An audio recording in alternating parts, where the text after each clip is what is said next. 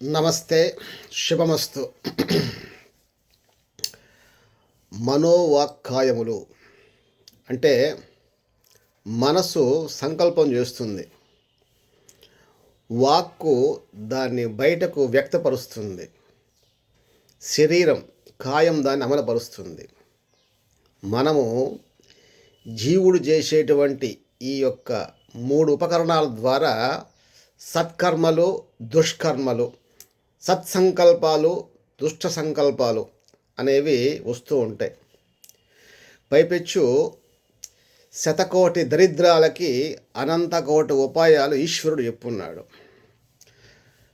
దాంతోపాటు ఈ కలియుగంలో ప్రధానంగా సత్యం వద, ధర్మం చర, ఎవరైతే నిష్ఠగా దాన్ని పాటిస్తారో వాళ్లకు అతి శీఘ్రంగా ఆత్మ సాక్షాత్కారంతో పాటు స్వస్వరూప సాక్షాత్కారము, భగవత్ సాక్షాత్కారము సులభ సాధ్యమని గురువులు ఉపదేశం చేస్తున్నారు.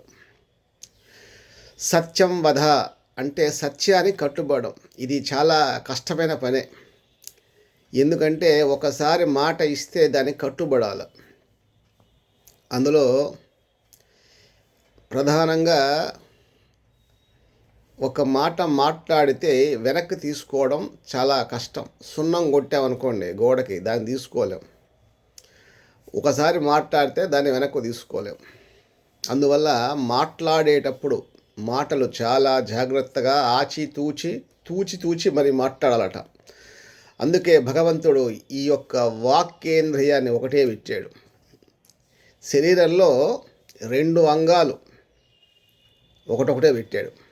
ఒకటి పై భాగంలో ఉండే నోరు, కింద భాగంలో ఉండేటువంటి రహస్యాంగము.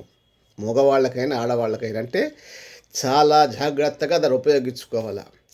అతి సర్వత్వర్జయేత్, అతిగా దీన్ని వాడామనుకోండి అనేక రకాల కష్ట నష్ట రోగ శాప పాపాలతో దుర్మరణాలు పొందే అవకాశాలు చాలా ఉన్నాయి. అందువల్ల చాలా జాగ్రత్తగా ఉపయోగించుకోవాలా. సత్యం వద, సత్యానికి కట్టుబడు, ధర్మం చర, ధర్మంగా వర్ధిల్లు. కానీ అసత్యం ప్రచారము విపరీతంగా పెరిగిపోయింది ఇప్పుడు. ఈ అసత్యం ఎప్పుడు చెప్పాలా అంటే ఒక 4 ధర్మాలు చెప్పున్నారు. ఒక స్త్రీని కాపాడాల, మానాన్ని కాపాడాల. రెండవది బ్రాహ్మణుని కాపాడాల.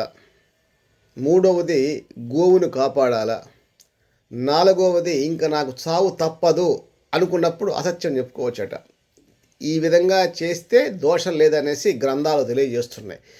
మిగతా దేనికైనా సరే అబద్ధం చెప్పవల్ల ఎప్పుడు మనసులో సంకల్పం కలుగుతుందో అప్పుడే సగం పాపం మన తాలూకా ఖాతాలోకి జమ అయిపోతుంది. ఉదాహరణకి ఏదైనా ఒక బ్యాంకులో దొంగతనం చేస్తే బాగుంటుంది కదా అని అనుకుంటావట, అప్పుడే సగం పాపం మన అకౌంట్లో పడిపోతుంది. చేసినాక మీద పడిపోతుంది. ఇంకా దానికి మళ్ళీ ప్రాయశ్చిత్తాలు, మానాలు, కష్టాలు, నష్టాలు ఎన్నెన్నో పడి లేయాల. ఏమొచ్చే బాధ? అడుసు తొక్కనేలా, కాలు గడగనేలా. ఆ మనస్సులోనే ఈ యొక్క సంకల్పాన్ని అధివేయాలన్నమాట, రాకుండా బయటికి. దానికి అనేక రకాల సాధనాలు, అనుష్ఠానాలు, పద్ధతులు ఎన్నెన్నో చెప్పున్నారు. ఇది కలియుగం కదా, మనం మానవులం, అల్పాయుష్కులం కాబట్టి సూక్ష్మంలో మోక్షం అనే విధంగా అనేక రకాలటువంటి జాగ్రత్తలు, పద్ధతులు తెలియజేస్తున్నారు. ఇక్కడ కొన్ని గ్రంథాల్లో ఒక 216 మందికి కొన్ని రకాల రుద్రాక్షలు ధారణ వల్ల కూడా లభించేటువంటి లాభాలు, అనేక రకాల సుఖశాంతులు లభిస్తాయి. అందరిది ఒకేరోజు చెప్పలేం కాబట్టి కొద్దిమందికి నేను చెప్పడానికి ప్రయత్నం చేస్తాను.